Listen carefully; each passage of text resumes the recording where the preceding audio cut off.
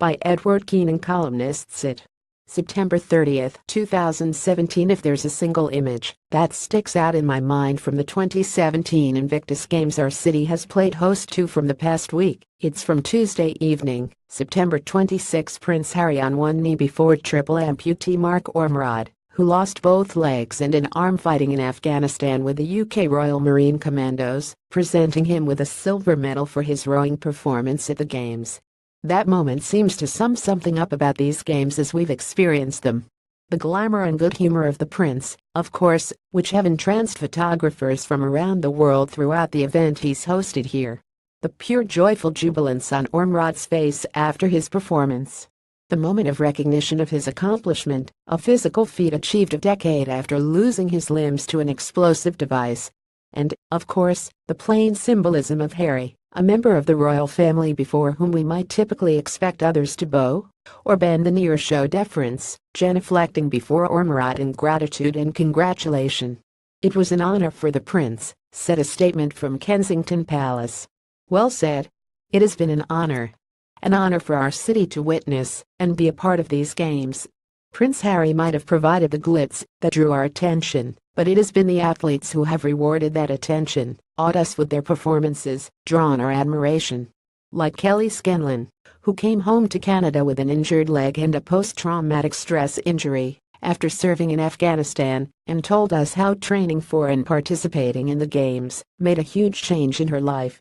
We can look at each other and know that every single one of us had to fight some battle to get from where we were to where we are now," Scanlon said. Or like transgender athlete Aaron Stewart, a former American soldier competing in his third Invictus Games, but his first as a man, reflecting, as a Games spokesperson said, that everyone is welcome. Or retired Canadian Corporal Michael Clark, left paralyzed by a motorcycle accident, winning 4 medals. So many stories, a story for each of the 550 competitors from 17 countries, each of them a wounded war veteran now competing in adaptive events here. Each of them inspiring a small jolt of admiration. Some of them win gold medals, silver medals, bronze medals.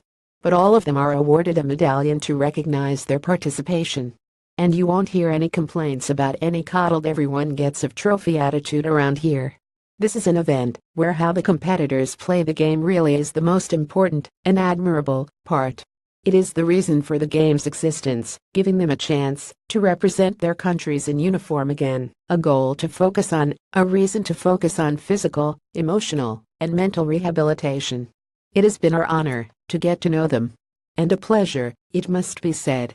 These games have brought us the kind of fun that fills Entertainment Magazine's Prince Harry and his girlfriend Meghan Markle's first public appearance, performances by musical troubadour headliners both New Brampton's Alessia Cara at the opening ceremony, and older New Jersey's Bruce Springsteen at the closing ceremony, more reasons to celebrate in Nathan Phillips Square, and host some big rollicking parties.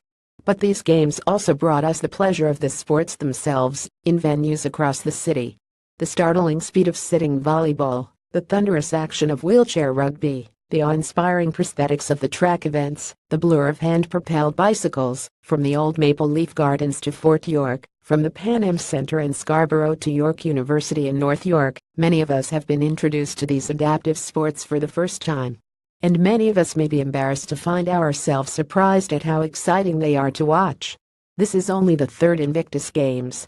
Those of us who have seen them up close can only hope they become a long and storied tradition, and be glad we got the opportunity to have them in our city.